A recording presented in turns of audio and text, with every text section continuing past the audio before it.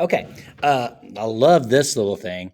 General power rule and exponential rules. If g of x is differentiable, then the derivative of g of x to the n is equal to n to the g of x to the n minus 1, right? Power rule, chain rule.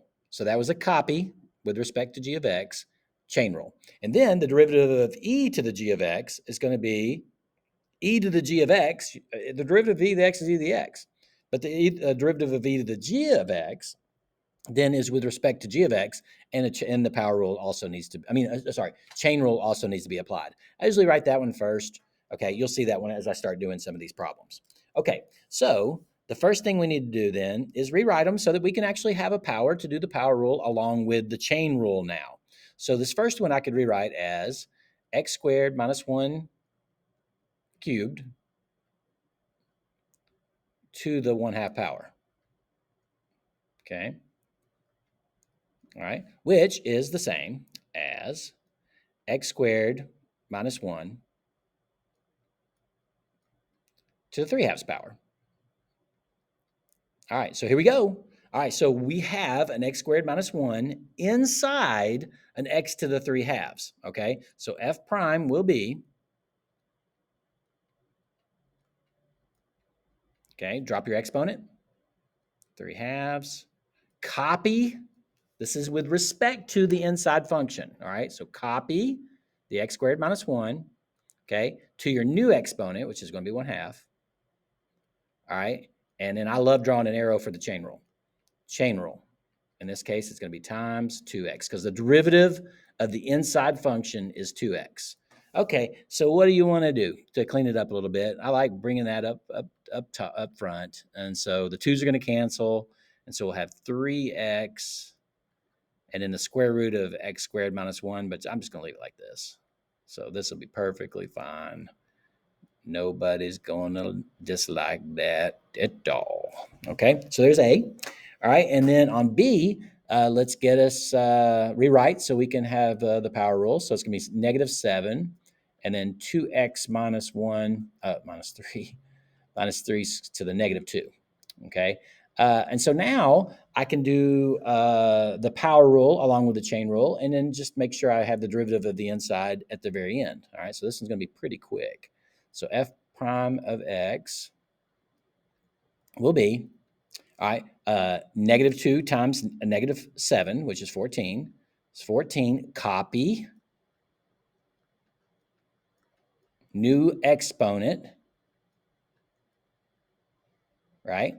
And then chain rule.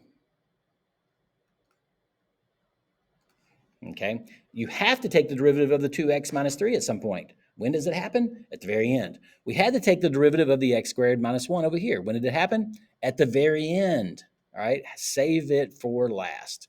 And so how could I rewrite this? That's a negative exponent. So I think I would put a 28 up top. Okay, and then on the bottom, I would put the 2x minus 3 cubed. All right, I mean, you don't have to, but I promise you on a multiple choice, that's what it's going to look like. Okay. Yay. All right. C. Okay. Well, no rewriting is necessary. So on C, I'm just going to go ahead and go. So y prime, it's already in a good format. Y prime is equal to 2/3. Copy. So this copy thing, if you're technically saying it properly, is with respect to the inside function. So in other words, the inside function has become sort of your x. Okay, it's more than that. It's more than just x. It's a lot more.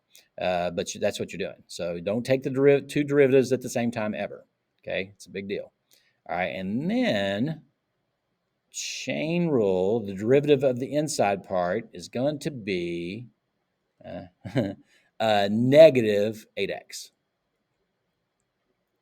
All right.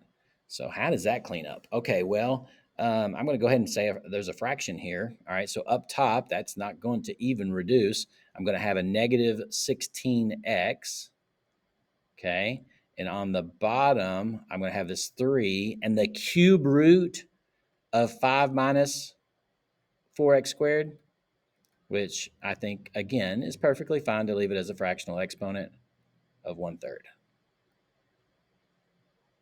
All right, make sure I didn't mess up anywhere. Negative 16x, yeah, that's the derivative of the inside. New exponent's negative. Yeah, looks good. Okay, this one's sweet. A derivative of e to the x is e to the x. But if it's a derivative of e to something other than x, that's chain rule. All right, but we still copy. So we're going to go e, so the whole thing's a copy. So the whole thing's a copy. That's like the derivative of e to the x is e to the x.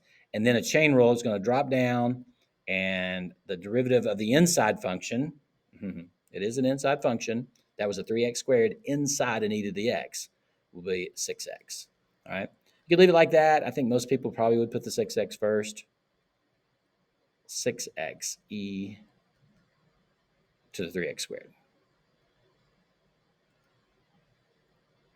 Yeah.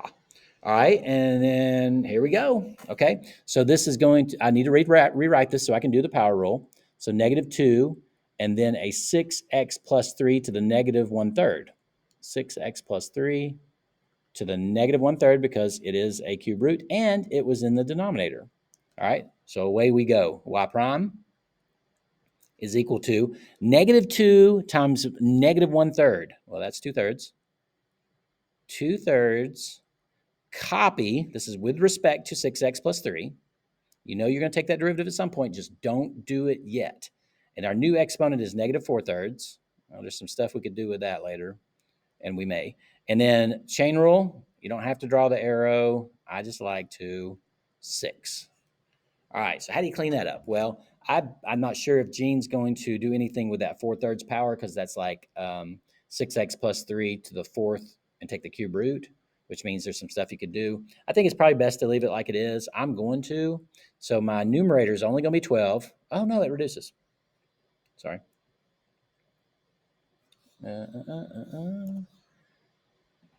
Sorry. Back to the pen. Yeah. It's 2/3 of 6. So my numerator then is going to be 4, 2/3 of 6. And my denominator, I think it would be perfectly fine to leave it like this. I'll be interested to see if she did anything else. But I'm totally happy with the 4/3 right there. I don't see any sense in making things worse. Okay. F. Oh, wow. Okay, let me rewrite this in a way that makes sense. This is a cosine, okay, of e to the 5 theta